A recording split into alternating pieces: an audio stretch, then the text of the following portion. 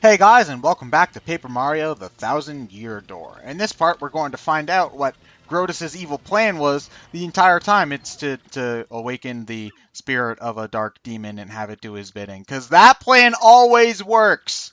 You know, Every time! when we walked into the room, my first thought was, oh, his evil plan was to have Princess Peach light a bunch of candles for him because he can't reach them himself. Okay. The asshole. I mean, she does have that nifty floating ability, so, yeah. Eh. Maybe she's the only one who can reach them.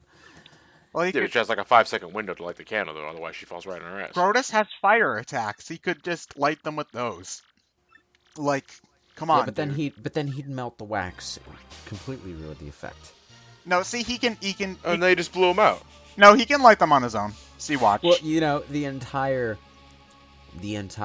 scheme was so that he could blow out his own birthday candles for once. A surprise big boy. party for me? You guys shouldn't have. He's 300 years old and he hasn't had a single birthday party with birthday candles. You Okay. got me a demon? Just what I wanted. Oh, Lord Crump, you're so thoughtful. Oh, the, jeez. the Shadow Queen comes out of the birthday cake. This demon's got the Page Master's beard for hair. Happy birthday, Mr. Grotus.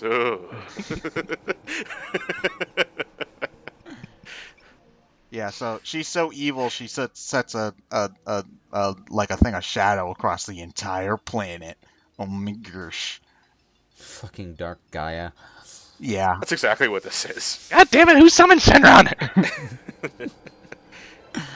Yeah. So, man, I'm going to summon a demon / monster and have it do my bidding for me. Has that plan ever worked? Like, because it fails for Eggman every single time, and that's the big one that I can think of. It never works in any RPGs that I can think of. No, it's always no for RPGs. If that's always the plan, the guy who summons it is always like a lead up boss to the actual monster, which is the actual final boss. I guess the closest thing that immediately springs to mind is Link Between Worlds, where Yuga summons Ganon. Oh yeah, and Yeah. Not Possesses him. necessarily to do his bidding, but to possess him and become one with him. yeah, that ends up working because you fight Yuga Ganon as the final boss of that game.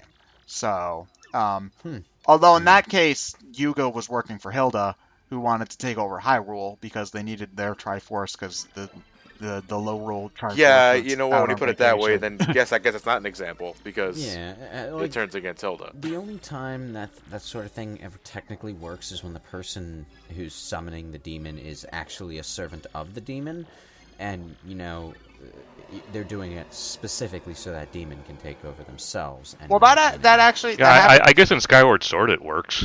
that's actually somewhat the case here because it turns out that Beldam and Miriam were servants of the Shadow Queen the entire time, and they created the Shadow Queen, and they manipulated Grotus in order to get their boss out of the vampire casket.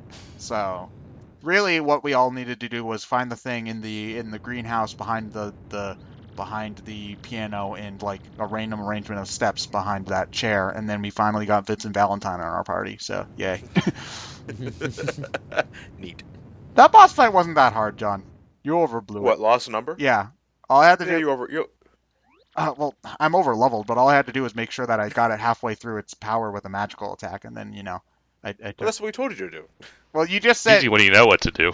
Yeah, we didn't know what to do when we first played the game, Okay, well, which was back in '97. yeah, well, do you want 4-year-old me trying to play Final Fantasy? You got VII? through that harmlessly because of us, Ted. Okay, whatever, whatever, man. Excuse me, there's a Shadow Queen that we need to defeat. I want to suck your blood. Now, I'm not a fan of Project M, but I do like that they made this an alt color for Peach. I appreciate that. Okay, that's not something I expected to see today. Vampire Peach. Yeah. That's why he kidnapped Peach, because I think the Shadow Queen needed a maiden of pure heart to possess. I think is how it worked, or something. I mean, she probably could have possessed any. Yeah, and then Oh, snap! Zap. yeah, because like she doesn't take shit from nobody. Like Grotus just kind of assumed that once he summoned her, she'd do whatever he wanted. No, that wasn't. You didn't read the fine print there, buddy. So Yeah, The fine print is just 4 words. That was a lie. yeah. And Dupless is here too for some reason. They never really establish if Vivian knew about Beldam and Miriam's plan from the start. It's kind of left to a gray territory. I always got the impression that she was left in the dark, though. But, you know. Not like Beldam ever told her anything. So. Yeah. Although, I don't know if Vivian even remembers them working for the Shadow Queen, like, if she was even old enough at that point to remember that. Because, like, they never go into, like, their parents or anything like that, because they say they're all sisters, but, you know, they're ghosts, so, you know, who cares? But anyway, I think at this point, she says you can either become her servant or rebuke. I think if you just say become her servant, you get a game over, and you have to watch the whole cutscene again. So, yeah. Boss time! Man.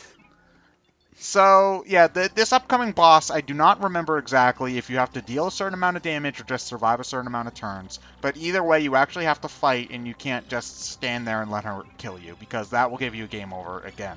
And then you'll have to go do you'll have to do the boss fight over again. So, I wouldn't recommend wasting any healing items or doing any big fancy moves. Just kind of stay the course, and you'll be fine for this section. I will say that all 3 versions of the Shadow Queen theme are great. I love them. So, yeah. Oh no, guys, we have to hurt Peach in order to defeat the Shadow Queen. I'm so conflicted right now. Like, And nothing of value was lost that day. oh, Peach, I'm sorry that I have to keep hitting you like this. It just, you know, I feel so badly. Yeah. I'll slap the Shadow Queen out of you repeatedly. There's Luigi. I'm sure he wants to get on this. He just keeps punching her in the face. Is it out yet? No. Is it out yet? No. It's because of the whole vampire Princess Peach thing. It's kind of a comedic final boss, but at the same time, I'm also thinking of Twilight Princess. One of the most I want to say unsettling, but that's not quite the right word. One of the most memorable parts of the final boss in that case was that Ganon possessed Zelda, and you essentially did the whole tennis match thing with Zelda flying around. Was it hard? Or, like, how long No. was that? Nope. How No, long?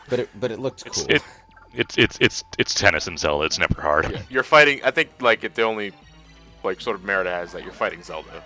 How long does that segment last, though? I mean, Not long. Okay, I probably should play Twilight Princess HD when that comes out, but I also have not touched my Wind Waker HD yet, so I'm kind of wondering which one's probably better to play first, because most people say that Wind Waker is better than Twilight Princess, so should I save that one for later, or I don't know, guys. Like, I don't know. Oh yeah, so since Peach is also very small, you can easily abuse Art Attack in order to get a lot of damage on her. I don't know what happens if you like get her down to 0 HP in this form by using like Power Bounce or something. If I had to guess, it would probably just cut straight to the next form or whatever, or maybe the game would stop you from reaching 0. Like the action command would automatically stop at that point. I think it's safe to assume that. Yeah, because Like it'll just trigger the next cutscene. Because in the original Paper Mario, I'm pretty sure you can skip the... Bingo! Yeah, I'm pretty sure in the original Paper Mario, you can skip the whole Twink section of the final boss fight by using Power Bounces. But I'm also not quite sure about that, too, because I'm also terrible at Power Bounces, so... She heals herself, too. Yeah. Thankfully, the way that when you actually get to the real final boss, the way that they heal themselves is a little bit different, and it's more manageable in that case, because it's more about dodging a specific attack that sucks your health, as opposed to her just seeing, like, boom, I got 20 more HP, suck it. So, yeah. Yeah, but I find the fight cool, it's just, it doesn't really get into the real swing of things until the fight actually, like, you know, starts, so, yeah. But it does go a pretty decent amount of time, so that you think that this might actually be the real final boss, but... You know, I had played enough Paper Mario to expect that there probably would be... It's an RPG, it always has more than one form. Necron only had one form. True. What about 7? I know that the big famous one with One-Winged Angel is the final boss of that, but do they have, like, another fight you fight with Sephiroth? There's two phases to Sephiroth, and one phase of Jenova right before that. Okay, so it's only the second phase that has the one wing angel and all that. Okay. Yeah. All And right. then Final Fantasy VIII has a big 4-phase boss that you go through with no breaks. Eesh. Yeah. Anyway, this is the part of the fight that you just straight up cannot win. The Shadow Queen takes no damage in this form. So no matter what you do, it'll just take no damage. So at this point, you play the defensive game and just wait for it to count down the turns. I think because if you do die during this segment, you do get a game over. So, yeah, I wouldn't waste any healing items, but you do get a full refill right before the real final boss, so feel free to use like star points or whatever. So yeah. Yeah, well, you know, I could have told you without knowing how to play this game that this was unbeatable. You're fighting a Slinky. Nobody can beat the Slinky. Oh no, what are you talking about? The Slinky, you put it down the stairs like 3 times and it ends up being tangled and then it doesn't work ever again. Shut up, Ted. You're ruining the magic of my childhood. Slinky, Slinky, go, Slinky, go. Oh, no, wait. You can't go Slinky go anymore because you got broken after 5 minutes. Like you always do. Damn it, Slinky. Yeah, Ted, I was looking up a speed run, Paper Mario, You- and once you diminish enough HP, it automatically goes to the second phase, which is this part right here. Okay, so you can't skip this. I think it would probably break the game if you tried to. If you Maybe some shit though. Yeah, I mean it would, but it's probably one of those things that this is actually a really funny thing about the original Paper Mario. The first fight in that game is a fight against Bowser. It's basically just a tutorial to let you know how the battle system works. It's unwinnable. Bowser will at some point use his fire breath and kill you. But the thing is if you use an action replay to give Mario more moves, the thing is that Bowser actually does have a set amount of HP, and you can win that fight, but there's no coding for what was to happen after you win the fight, so the game crashes.